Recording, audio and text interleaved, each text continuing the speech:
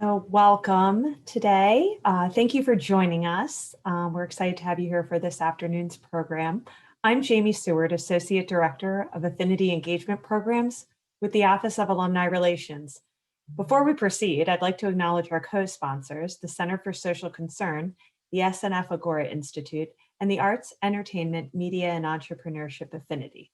Now, before I turn the program over to our moderator, I encourage you to ask questions by typing them in the Zoom Q&A at the bottom of your screen. And now I have the pleasure of introducing our moderator, Anishta Khan. She's a Hopkins senior majoring in public health studies and writing seminars. She's also a second-year France Merrick Civic Fellow at the Center for Social Concern, and we're so happy to have her here today. So now I have the pleasure of turning the program over to you, Anishta. Thank you. Hey, Jamie, thanks so much. I am really excited about this. I met Rafi briefly before this conversation, and I think I'm really looking forward to all the things we're going to be talking about. Before we kind of jump in, I wanted to introduce Rafi really quickly. Rafi Wartanian is a Hopkins alum, graduating in 2008 with a degree in writing seminars. He has led creative writing workshops at Rikers Island Jail, the Manhattan VA, and has published essays in the New York Times, the Baltimore Sun, Miami Herald, among others. He has pursued a Fulbright Research Fellowship in Armenia, and in 2017 founded Letters for Peace, a program that organizes workshops at the intersection of creative writing and conflict transformation, and has worked with a total of 54 Armenian and Azerbaijani youth. Currently, Rafi teaches undergraduate writing at Columbia University. Thank you so much for giving us your time, Rafi. Thank you for having me. It's an honor to be here. Thank you. Of course.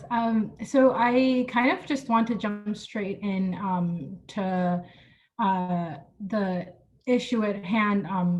We have been seeing over the last month that there's been a latest round of fighting between Armenia and Azerbaijan, which has claimed over 350 lives and has been one of the longest standing episodes in recent times.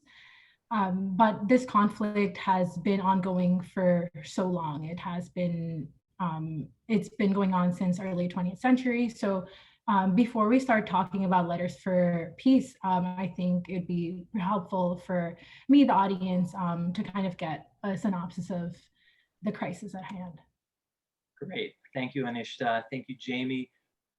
It's an honor to be here, and thank you all who are in attendance. I have prepared a slideshow to sort of provide some of the background information. So I'm just going to launch that by sharing my screen. Just give me one moment.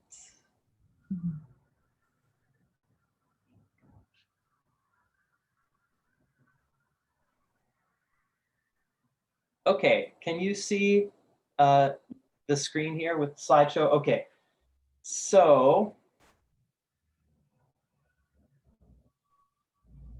let's get started.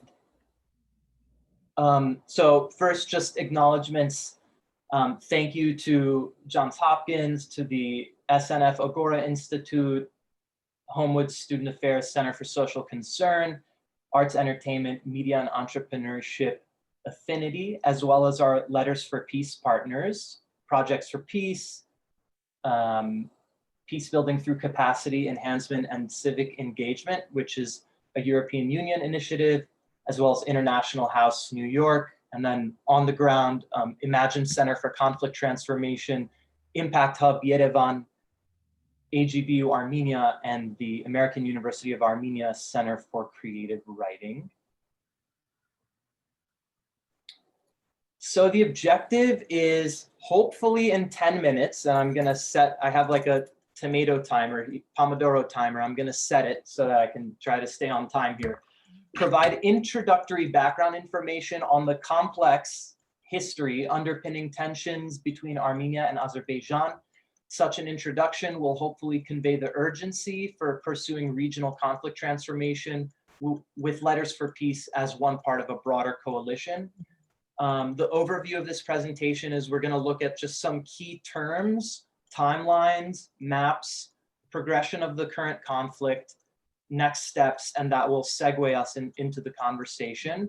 And a disclaimer, our time together allows for a limited introduction to this complex history and subject matter. Please forgive any omissions. Terminology. Artsakh is the, let's say, the sort of indigenous name for the land. And here you'll see some of the origins of where it appeared in the historical record long ago. Nagorno-Karabakh is the more contemporary terminology. The word Nagorno means mountainous in Russian, and Karabakh means black garden in Azerbaijani, which is a Turkic language. Nagorno-Karabakh Autonomous Oblast, or NKAO, was how this region was referred to during Soviet occupation. And at the end of the Soviet occupation, it was briefly known as the Mountainous Karabakh Republic. Today, it's often referred to as the Republic of Artsakh, or just Nagorno-Karabakh. So it's just some key terminology. Okay, this will be the first of many maps. I hope you like maps. So compare the two maps. What difference do you notice? Maybe not a big deal on the surface, but the discrepancy between these two maps has been the cause of severe bloodshed for generations, which has flared up this year and is hitting record highs again in the past month. On the left, you'll see Azerbaijan and Armenia. And on the right, you'll see the two countries with Nagorno-Karabakh indicated. So how did we get here? If you look at Google Maps today, this is what the map looks like. It's very similar to the map on the left. But if we zoom into this area here and look a little closer, you'll see that each place has two simultaneous place names. So it's a sort of dramatizes how both Armenia and Azerbaijan lay claim to this area. And now, how did we get here? This is a very long historical timeline. We're talking about antiquity through the medieval ages until the present moment. If you go back to 3500 to 520 BC, these are the initial Proto-Armenian groups in ancient Armenia, followed by the satrapy of Armenia. From 2nd century to 8th century, 2nd century BC to 8th century AD, Kingdom of Caucasian Albania. My understanding of Azerbaijani historiography is that there is some claim to having a connection to Caucasian Albania. 180 BC to 387 AD, Artsakh becomes one of 15 provinces of the Armenian Kingdom. 301, Armenia becomes the first Christian nation. 386 to 636, Artsakh is under Sassanid satrapy, which is a district of Caucasian Albania. Armenian culture and civilization flourishes. Then in 554, we sort of see the first of many waves of Turkic groups migrating westward from Central Asia near modern-day Mongolia. And this basically took place for, through the 11th century. 651, Arab Muslim conquest of Persia. Here you see the sort of Ottoman Empire and the Russian Empire. Notable, of course, is, the final, let's say 200 years or so overlap between those two empires. Between 1894 and 1923, there's several waves of massacres targeted against Armenians in the Ottoman Empire, including the Hamidian massacres, the Sassoon uprising, Adana massacres, Shusha massacre, and the Armenian genocide. The Shusha massacre was technically in the Russian Empire. Armenian genocide, of course, in the Ottoman Empire.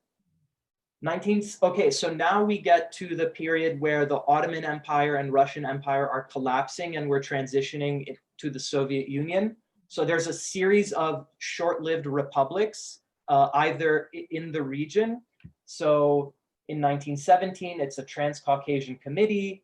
Then it's a Transcaucasian Commissariat. 1918, it's a Transcaucasian Democratic Federative Republic, which Transcaucasian just means all in one.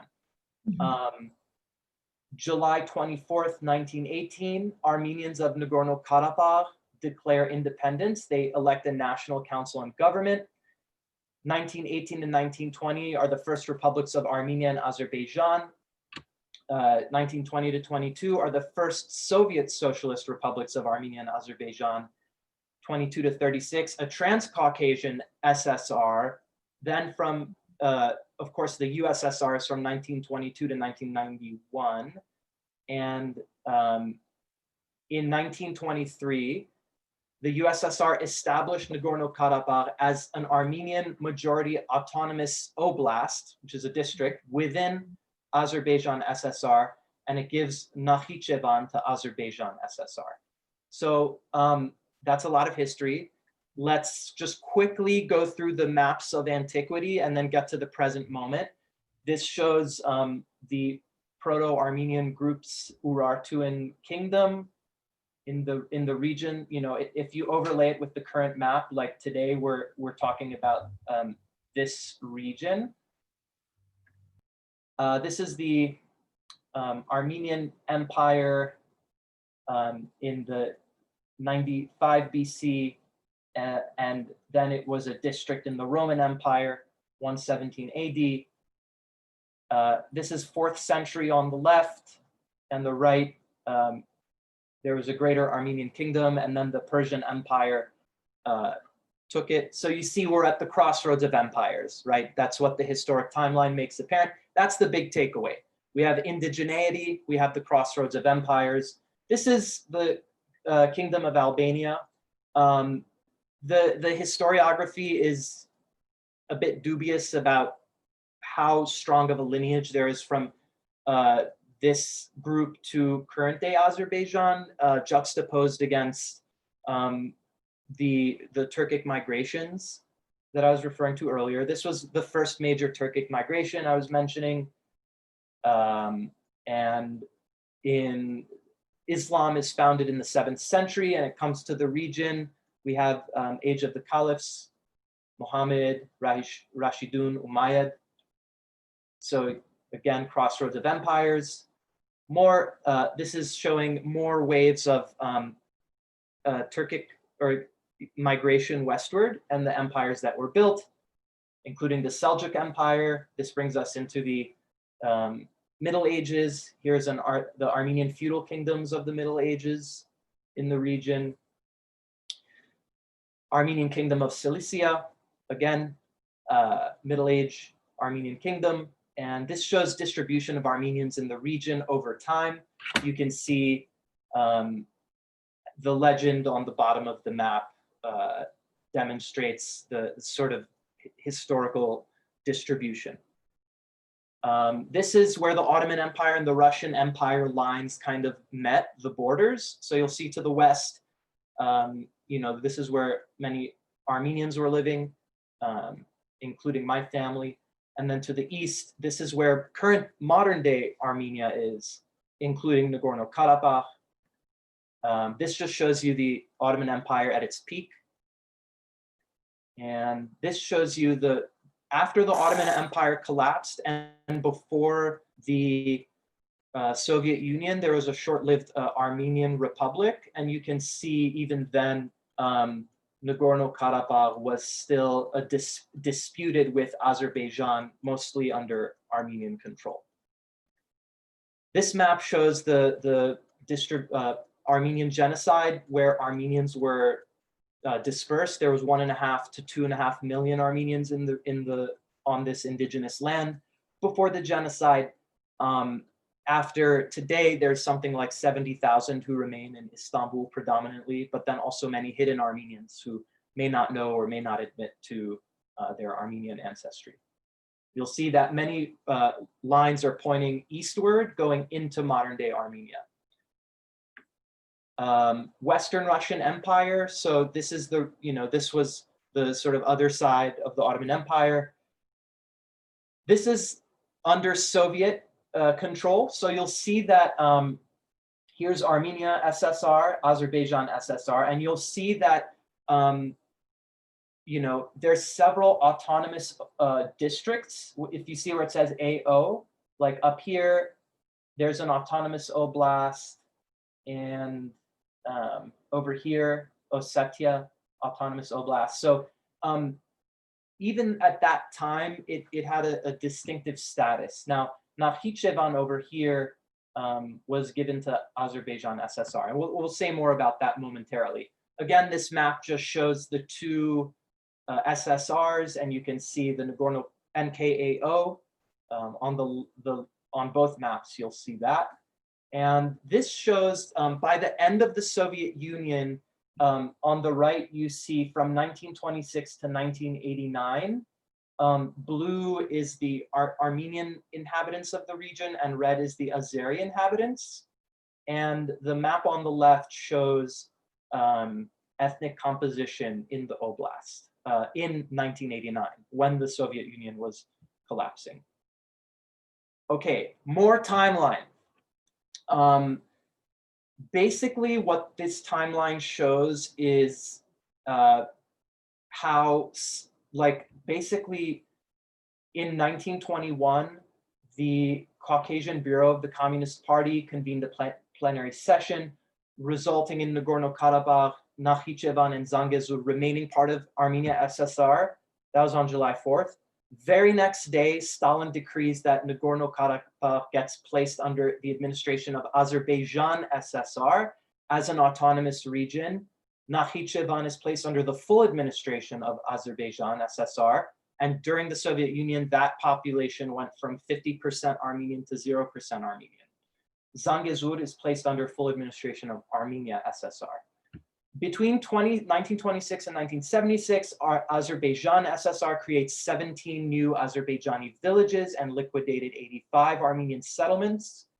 Between 1935 and 1977, the Armenians in NKAO request reunification with Soviet Armenia on 4 separate periods. All the requests are denied. In 1988, they try once again for a 5th time.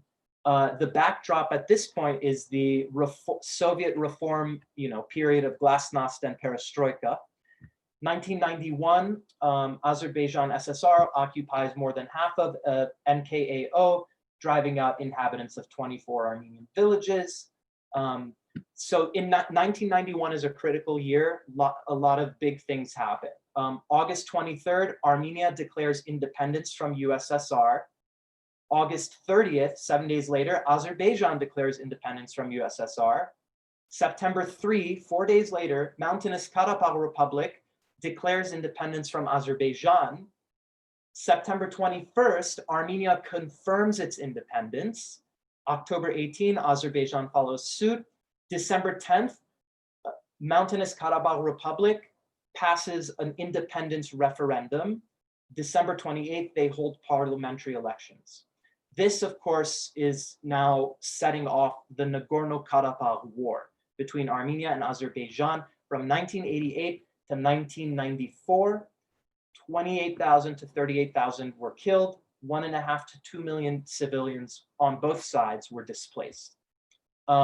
Notable as well, from 1967 to 2003, Heydar Aliyev becomes a national leader in Azerbaijan. He holds a variety of positions, including head of Azerbaijani KGB, head of Azerbaijani Communist Party, full member of the Soviet Politburo, and first deputy chairman of the USSR, the leader of Nakhichevan, and then in 1993, he's the president of Azerbaijan until he passes away in 2003, which is the year that he appointed his son, Ilham Aliyev, to become the prime minister. And then when Heydar, his father, passed away, he was elected president, and Aliyev has remained the president until today. Since the Nagorno-Karabakh war ended, there has been an unstable ceasefire. This table just shows you between 2008 and 2019, the periodic fighting that has happened and the deaths on both sides with soldiers and civilians. Recently in 2016, there was a very significant flare-up, but as you can see, it's been happening periodically throughout. This has been an unstable ceasefire since 1994. This map shows you 100 years of history in one slide. You go from here, you have the Democratic Republic of Armenia in 1919. Then here you have the Soviet era. And then these are the two maps I showed at the very beginning. And this map on the bottom right shows you where we are right now today. The light blue is where the Azerbaijani military has entered. And the orange shows like Nagorno-Karabakh, and the light orange shows the sort of connective corridor between Armenia and Nagorno-Karabakh. Okay, basic comparative overview of Armenia, Artsakh, and Azerbaijan. You can see population, Azerbaijan more than triple the population. GDP, Azerbaijan is a very wealthy country. Form of government, you can see parliamentary representative democratic republic in Armenia, presidential republic in Azerbaijan, presidential democracy in Artsakh. Noteworthy head of government, Pashinyan in Armenia, elected in 2018, Harutyunyan in Artsakh, elected this year, Aliyev in 2003, appointed by his father. Membership in international organizations, you see they're members of the major UN, IMF, OSCE, Council of Europe, Commonwealth of Independent States. Current escalation. Okay, this is critical. This is where we are today. April 7th, economic crisis in Azerbaijan due to decline in global oil prices because of the pandemic and local oligarchy. July 12th to the 30th, there was a precursor to the current bloodshed. So that's what this map shows. There was some fighting at that time, and there were major demonstrations in Baku, Azerbaijan. August 17th, US State Department announced travel advisory to Armenia due to COVID and the Nagorno-Karabakh armed conflict. September 19th, Artsakh parliament announces it would move to Shushi in 2022. Shushi is a mountain town right next to the capital Stepanakert, which is also referred to as Khangendi, and because of the two place names. And Shushi, so they made that announcement, it would move there in 2022. September 27th, Azerbaijan commenced the offensive, justified as a legal right to secure their territorial integrity. This map shows what happened. Context, of course, global pandemic, US election.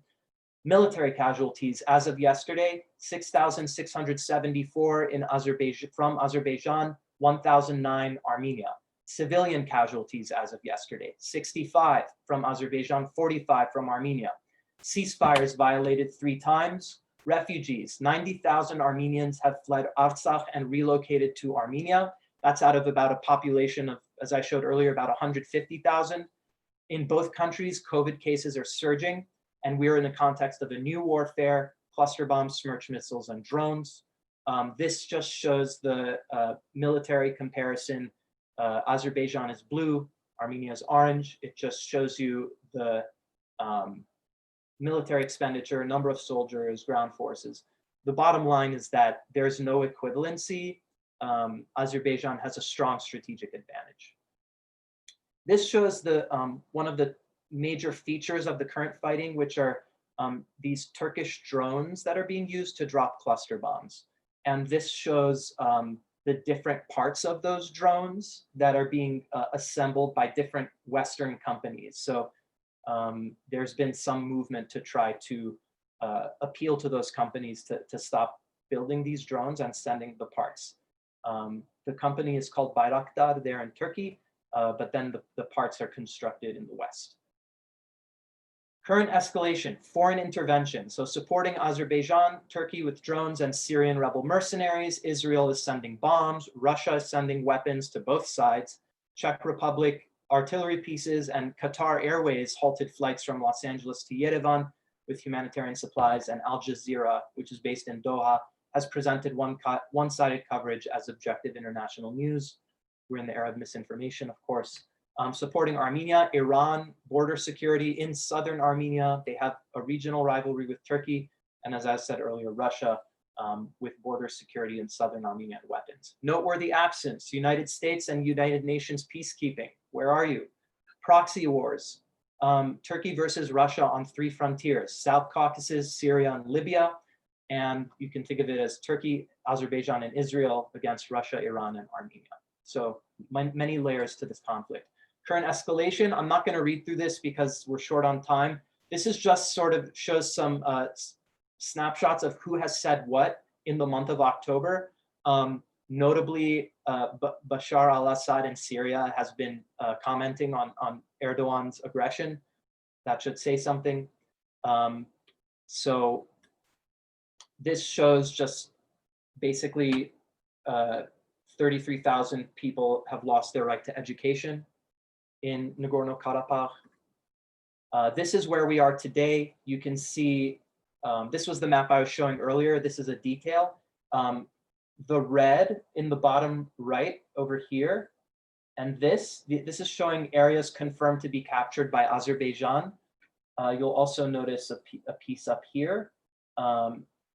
And this is areas of the former Nagorno-Karabakh Oblast controlled by Republic of Artsakh.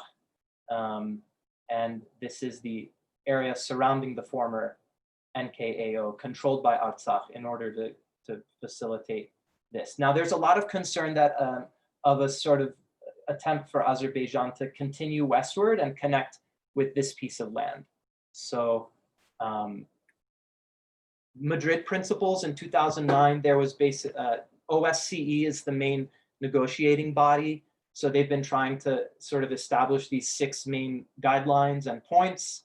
I'm not going to read through all of them, but this is just to give you a sense that there have been ongoing negotiations and there are principles, but Azerbaijan has walked away from those negotiations and has turned to military to try to resolve the conflict. Again, this is the map we looked at earlier. Rhetorical distortions and historical erasure. So the Greek writer Escalation said, in war, truth is the first casualty. Truth is the first casualty. So each side is accusing the other of committing aggression, terrorism, and genocide. Each side portrays itself as the victim. Each side refuses to accept responsibility when civilians on either side are killed. Violence on the battlefields is turning into violent rhetoric and hate speech in the public arena.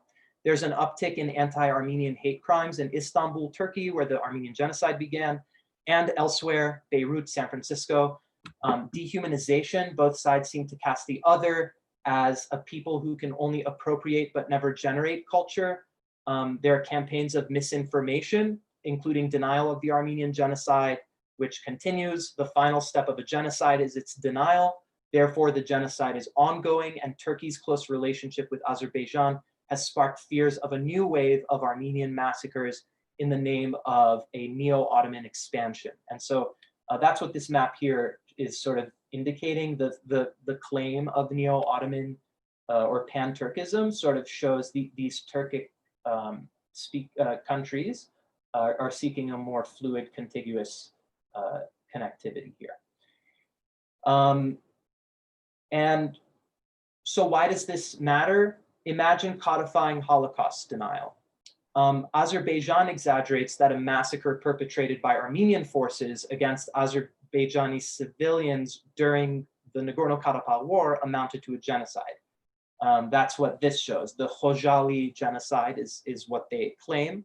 And it was a massacre, but to call it a genocide is a rhetorical exaggeration. So then you have a problem of false equivalencies, where the portrayal is a conflict among equals, when in reality, as we've established, it's not. Now, talking about the conflict, I've been reflecting on it a lot. Maybe this is my claim, which is that there's a perceived conflict and an actual conflict. The perceived conflict is Armenia versus Azerbaijan, Christians versus Muslims, Russia versus Turkey as a proxy war. I think the actual conflict is about moderates versus extremists, democracy versus dictatorship, self-determination versus neocolonialism, compromise versus greed, power with each other rather than power over each other, nonviolent conflict transformation versus the lucrative military-industrial complex, and civil society cooperation versus military and civil society bottom-up transformation versus military and governmental top-down, what we're seeing right now. Where do we go from here? How can we be hopeful? Two levels. Level one, governments and militaries. Level two, civil society. Level one, Azerbaijan seems determined to forcibly seize Nagorno-Karabakh at all costs. Thousands have died and will continue to die if their posture just does not change. This is justified as protecting their own territorial integrity based on Stalin's redistricting map. International efforts to recognize the independence of the Republic of Artsakh are growing, a right to self-determination and remedial recognition. Without recognition, Artsakh's rights are limited and the local population faces greater risk of human rights violations and ethnic cleansing without an acknowledged voice on the international arena. OSCE Minsk Group remains a central negotiating forum, but there's a current lack of will, incentive, and capacity to resolve. Level two, civil society. Current war has demoralized, and I want to underline that word. I was on the phone with people in Armenia yesterday. They're very terrified. They're very demoralized. Stakeholders, traumatized populations, and jeopardize cross-border initiatives. Several times from several partners now, I've heard all the work we've been doing for many years has been blown over by this 1 month of fighting. There's a trigger of intergenerational trauma and fears of massacres and ethnic cleansing. Common goals, right of return for Azerbaijanis and Armenians displaced during the Nagorno-Karabakh War. These are common goals. Common sense. We can disagree without violence or hatred. We can have constructive dialogue. What are the tools for transformation? Dialogue, education, reform, demilitarization. Harmony. Today, Armenians and Azerbaijanis live harmoniously in the same or neighboring parts of Georgia, the country, and elsewhere in the world. Historically, this has also been the case over the course of centuries in numerous empires. Taking action. Support letters for peace. So we have a link there, and other conflict transformation initiatives. Divest from the military industrial complex. If you have money in the stock market and you want to check if your portfolio might be funding companies like Raytheon, Boeing, and others who are building the weapons that are being used to kill civilians today, go to fossilfreefunds.org right now, or not right now when we're done. And they have a great search engine where you can check which like index fund or any fund will invest in these companies. Number three, reach out to your local officials and to recognize the self-determination and remedial recognition of Artsakh, raise awareness among networks, and if you want to be part of the humanitarian support, International Committee of the Red Cross. Recommended resources, if you the best up-to-date news information I found is OC Media. That's Open Caucasus Media. They try to be very unbiased and report from both sides. For a historic overview and contemporary analysis, that's an article I recommend. And then to see some of the major organizations active in this space, there's 3 of them right there. Thank you. That's the slideshow. My apologies for going so over time, but I felt we can't talk about letters for peace without establishing all of that. So my apologies for going over time, but I'm excited to talk now.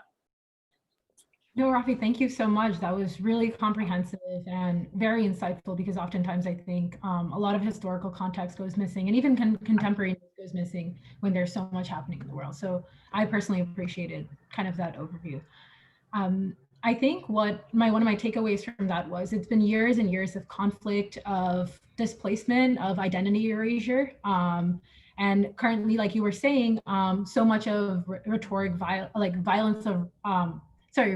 violence and kind of this misinformation that is happening. Where do you think Letters for Peace falls in trying to work with this or work against this rhetoric of violence? And what else is the writing and language doing in this space of conflict? Thank you. So where does Letters for Peace fall in working against this rhetoric of violence, and what can writing do? So one of our, we have very clear missions and values. I'll actually just read them. I think that will very clearly convey the main points to respond to this question. So we believe dialogue is the essential first step to begin and nurture the path to peace. We need to talk. The borders are closed, the populations are separated, and social media, unfortunately, is a very vitriolic space, and it's not the best forum for dialogue. We believe respectful disagreement is a difficult but necessary component to transform a conflict towards resolution. We believe sustainable transformation happens from the bottom up. We reject violence, hate, and division. We believe in the transformational power of knowledge and facts supported by evidence. As facilitators of dialogue, we do not take sides in debates, and we hold the safety of our participants and partners as a top priority. So those are the values of our program. And I think, the most important thing we want is just for the everyday people on the ground who are living the consequences of this conflict to have a voice. And we just want to amplify those voices and empower those voices, because what happens is, when war happens, those voices are silenced. So we want to create opportunities for those voices to express themselves. And even if we disagree, and even if we're just in regurgitating internalized misinformation, that's part of the process. We have to find a way to make mistakes and disagree without killing each other. And I don't think that's much to ask. Yet, as we've learned in America the last 4 years, when there's a sort of comprehensive misinformation campaign, and you don't have the proper editorial guardrails, like social media does not, you end up disseminating these very problematic ideologies, and they get internalized, and sometimes they snowball into hate speech becomes violence.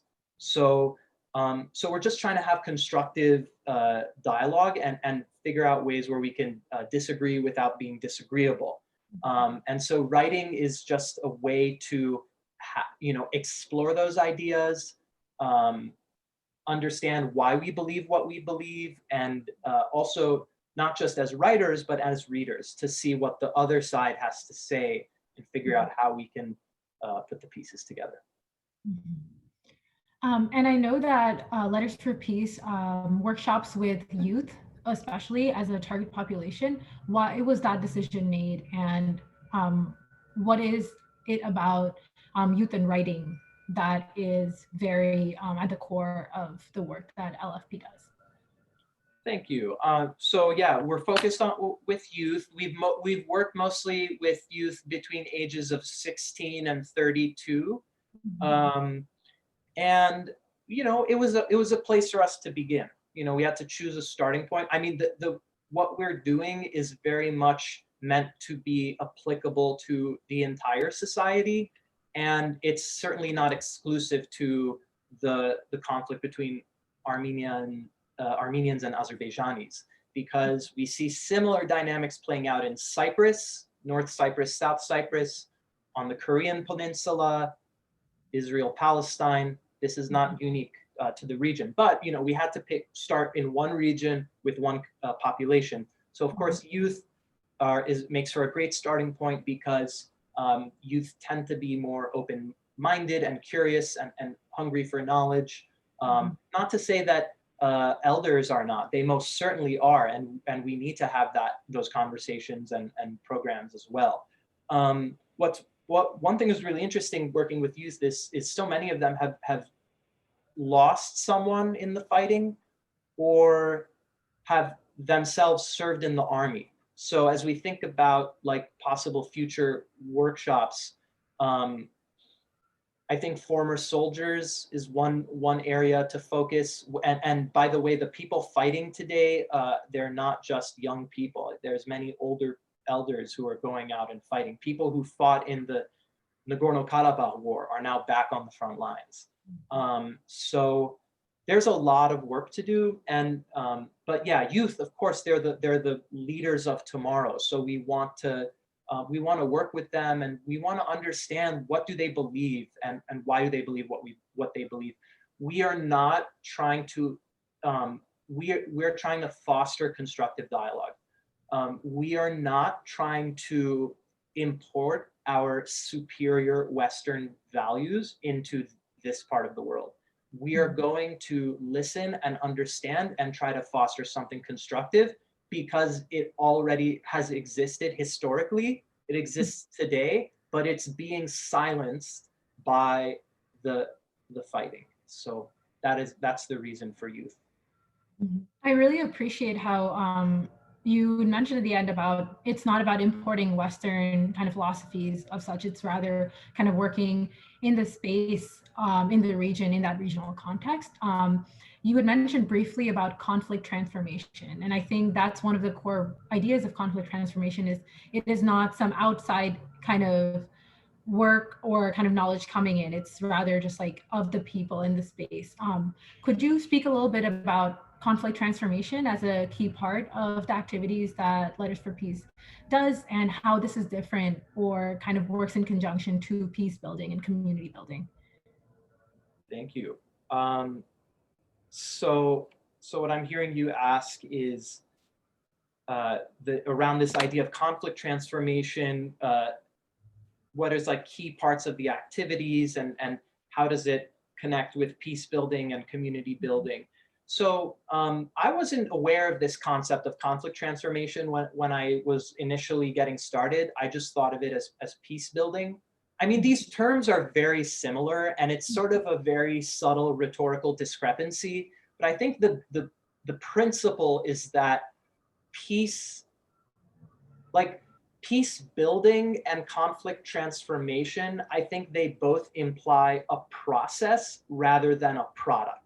They imply the process of change rather than let's get to the destination of a utopian harmony. Nobody, like the risk in these conversations is the suggestion of a utopian harmonious destination where we're going to get by, writing our letters and demilitarizing and this and that. That's not what it's about. It's about finding the right language to emphasize process, so that we're going like one step at a time. And because that's how things transform, and that's how change happens, it's always a process. Just like when a leaf changes its colors, it just happens like procedurally, like one little color changes and over time. So that, it's part of a broader coalition of activities and actions. It's not just writing letters. It all starts from within, and having like internal peace in the home, peace in the community, peace in your country, in your region.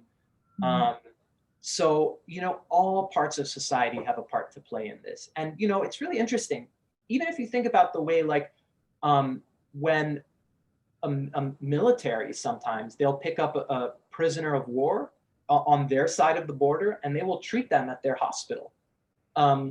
Even that is, in a subtle way, a form of a conflict transformation. Of course, I've seen really powerful reports that show the way media on both sides of the conflict will disseminate hate speech and stereotypes of the other that end up sort of dispersing problematic notions of the other, and not just in the mainstream media, but also in school textbooks for children.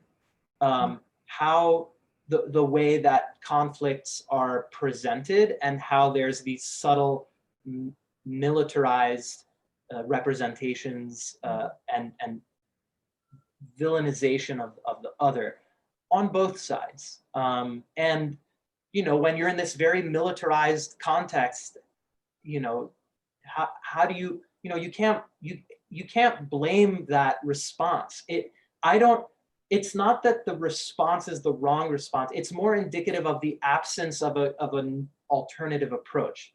that level 2 approach that I was referring to in my presentation. So I think it's about like with community building and conflict transformation, it's always about people power. It's about transformation from the bottom up, and looking at media, government, education, finance, all the sectors of power in an economy and in the country, and identifying the gaps, and then trying to organize with civil society to present alternatives that speak more to the aspirations of the common person, which are often quite different from the aspirations of the people who go into the negotiating rooms and will draw borders or negotiate ceasefires. So it's always about amplifying the voices that are being silenced. So we're at our 45-minute mark, so I definitely want to open up the space for questions. You can type in your questions in the Q&A section, and I can read them out for Rafi, and then we can go from there. While we wait for a couple questions to come in, I wanted to ask this when you talked about the aspirations for the common person is very different from the politicians negotiating and kind of calling the shots in what happens in like a more political kind of field. I know Letters for Peace is coming out with a book of the letters that have been workshopped and written. How do you feel like that represents the voice of a common Azerbaijani or Armenian youth who you've been having workshops with? So thank you. In terms of the book, so we've done 6 workshops in 2018 and 2019, and the workshops were about 2 weeks each. Half of them were in Yerevan, Armenia. The other half were in Baku, Azerbaijan. And each workshop involved a curriculum that combined creative writing exercises, guest lectures, field visits, dialogues, and they culminated in each participant writing a letter that would go to their counterpart across the border, and then the letter would be responded to. So, and the letters are translated as well. So all of these letters are now on our website, but we also wanted to compile them into a book as like a physical artifact. So how does that represent the voices of everyday people? Because because it's literally just, the prompt is simply like, how would you articulate, a desire for, or like opportunities for conflict transformation or peace here? How would, what do you have to say to people on the other side of the border? And it's not just letter writing, there's also regional conferences that are often held in the country of Georgia. So there are those face-to-face meetings and conversations that happen as well. So, there are mechanisms and modalities to let those voices be represented, let them communicate, and in a constructive setting. And the book is really just meant to say like the narrative is a lot more complicated than fighting and war and borders and maps and this and that. There's, when you read through the letters, you'll see a lot of common aspirations, and you'll also see disagreement, but without finger pointing and this and that. You'll also see some internalized stereotyping and dogma, and that's okay. I mean, that's part of the process. So it's a way to amplify. Again, it's about amplifying voices that are being silenced. And who do you think is the primary audience, if there is one, for the book or the letters that exist in the website? Great question. I think the primary audience, first and foremost, it's about the people exchanging the letters. Number one, that's the first level. Number two, it's about anyone in the region who's looking for an alternative approach And number three, it's about, audience can be anyone who has an interest in the region or anyone who has an interest in conflict transformation through non-military means.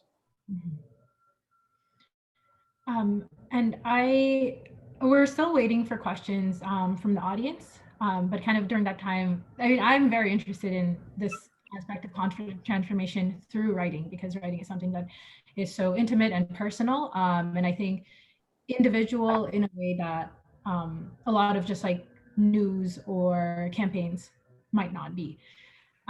How is Letters for Peace planning on moving forward in this current situation, which is a lot more tense and kind of erupting in certain ways that it hasn't been since its start in 2017? Thank you. Well, in terms of moving forward, it's quite complicated right now, given the situation. The stakeholders and partners who I've spoken with,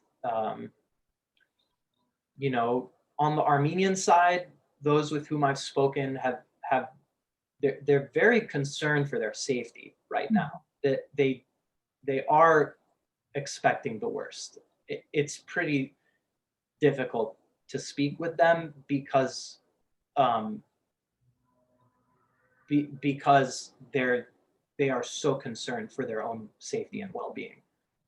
How do you, and then so it's like, well, when you're trying to survive, then how are you supposed to talk about transforming a conflict that you may not even be alive to be a part of? They do fear for their lives in Armenia, not even in Artsakh. Like, forget about it. They're getting shelled left and right incessantly. In Armenia, they're fearing for their lives. So how do you, we can't talk about conflict transformation right now, not because we don't want to, but because people are afraid they're going to die. So when you're like concerned about your survival,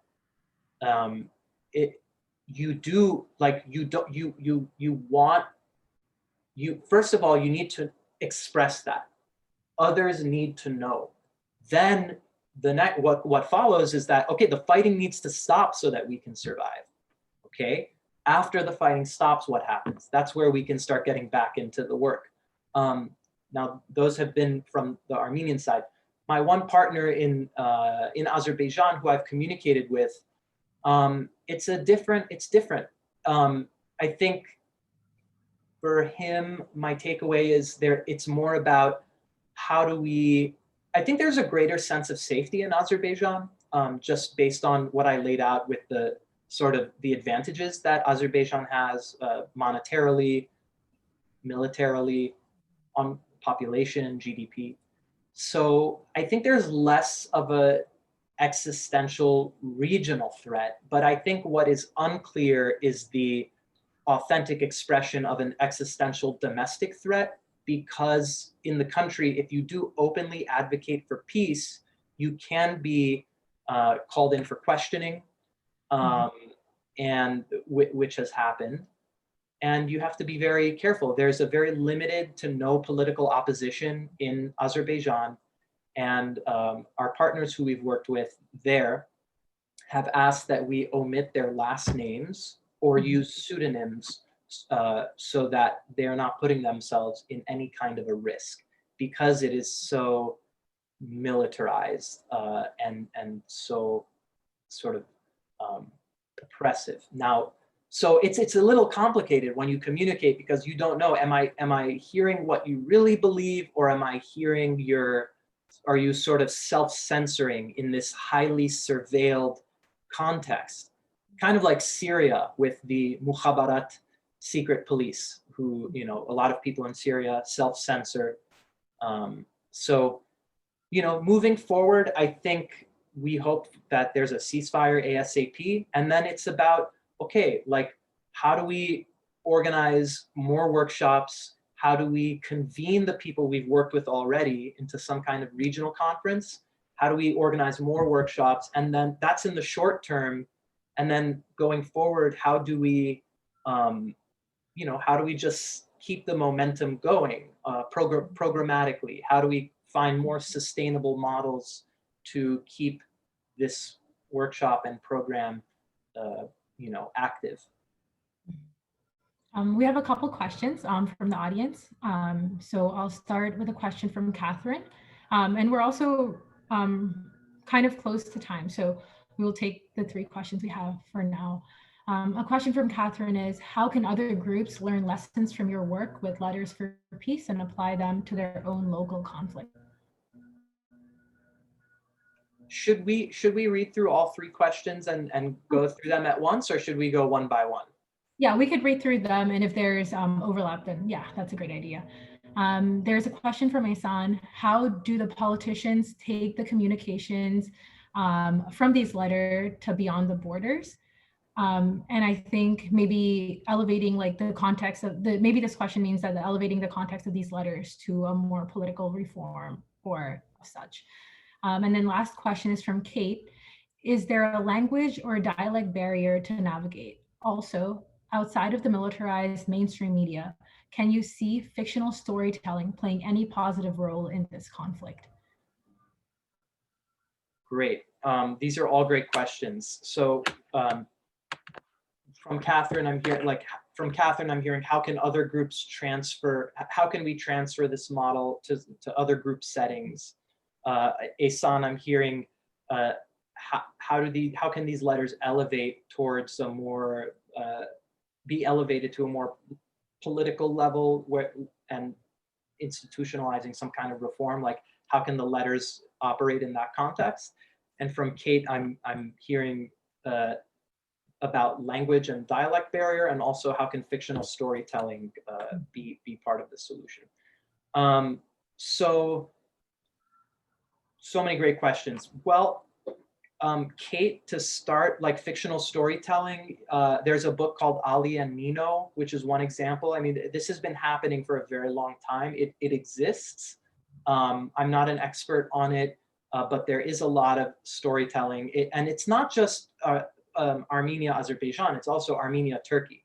Writer like Elif Shafak, Orhan Pamuk, the person who wrote Ali and Nino, whose name I'm blanking on, forgive me. And then, then there's other initiatives. There's, there are European film funds that try to encourage cross-border co-productions. So that's also part of the attempt to use storytelling as well. And there are other conflict transformation initiatives, not just Letters for Peace. If you look at the organizations I've listed at the end of the slideshow, International Alert, Conciliation Resources, Eurasia Partnership Foundation, they're all working with a suite of programs that are trying to do this kind of work. Language dialect barrier, Kate, I'm assuming you mean between the participants. So they do speak different languages. In Armenia, they speak Armenian. In Azerbaijan, they speak Azerbaijani. But because of Russia's influence in the region, both have a tendency to speak Russian. So what we do is, for every letter that's written, we translate it into English, Armenian, and Azerbaijani, so that we can cross that language barrier. Catherine's question about transferring this model to other groups. I mean, the model was formed to be transferable. So it's just find, and it's not just letter writing. It's like, how do you foster constructive dialogue between people who struggle to hear each other? I'm blanking on the name of it, but there's a show here in the US. It's an African-American musician. I believe he's from Baltimore, my hometown. And he finds members of the Ku Klux Klan, and he tries to speak with them and have dialogue with them and help them sort of see his humanity and try to understand why they believe what they believe. And it's a TV show.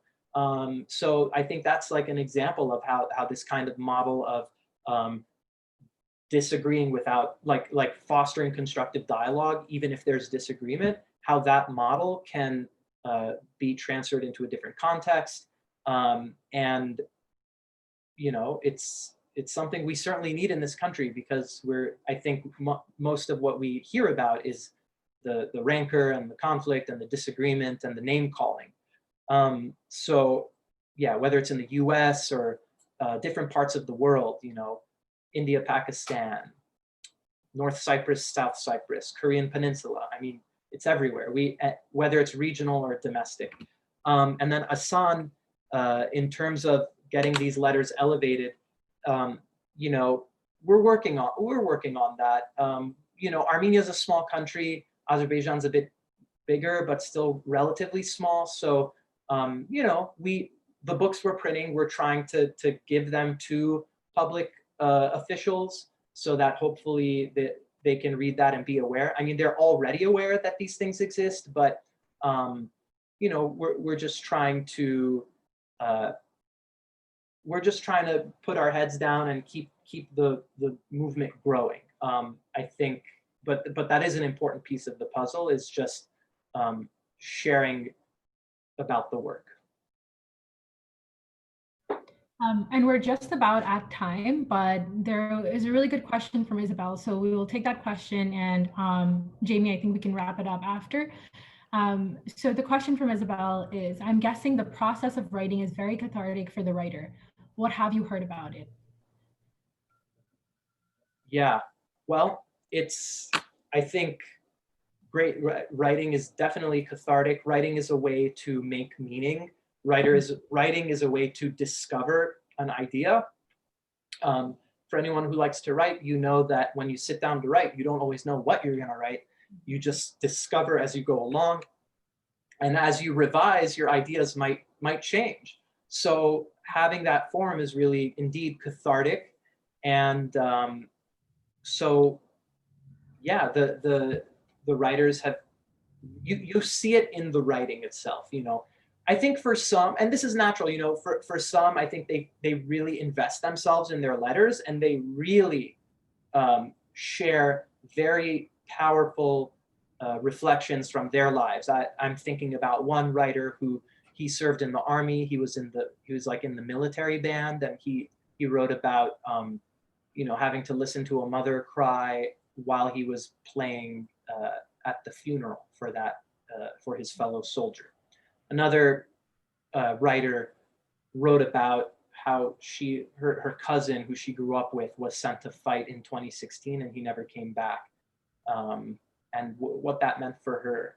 So I think, you know, but for others, it's about, you know, hey, I was born in a border region where we were constantly being shelled, but I went into Georgia often for work, and I met all sorts of Azerbaijani people, and we were able to trade and get along just fine. So, you know, I don't hate you. I just don't want us to have to live like this anymore. So I think just being able to put that down and write it, and then to have it printed as an actual artifact, it's cathartic. I think it's empowering. It amplifies voices that are being silenced and that need to be heard. So we're about time. So thank you so much, Rafi. This was very insightful and very moving in so many ways. Really appreciate you sharing. Thank you so much. Thank you. Yes, thank you. Can you hear me okay? I'm sorry. Yes, okay, great. Well, thank you so much to both of you for your time and your talent. And we'd also like to thank all of our attendees for attending. A follow-up email will be shared with you that will include a recording of this program along with a list of resources in our event calendar. We hope you will join us at a future webinar. Thank you so much, everyone. Have a great day. Thank you. Thank you.